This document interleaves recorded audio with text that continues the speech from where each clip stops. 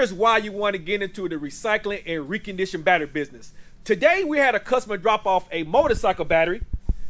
This right here is a diehard. On a battery tester, we're gonna test it as a motorcycle battery. Boom. It's already reading at 396 cold cranking amps. On the label itself, it's rated at 310. I actually had a chance to pull these up online at Advanced Auto Part. Look, guys, it retails $145. And guess how much we paid for it? $1. That's right, $1 for this motorcycle battery, because we paid $1 for motorcycle batteries, right? So what we do, we got it on the shelf for, look, $40. 40 bucks.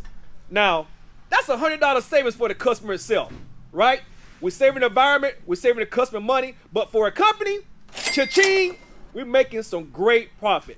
And this is the reason why you want to get into the recycling and reconditioned battery business.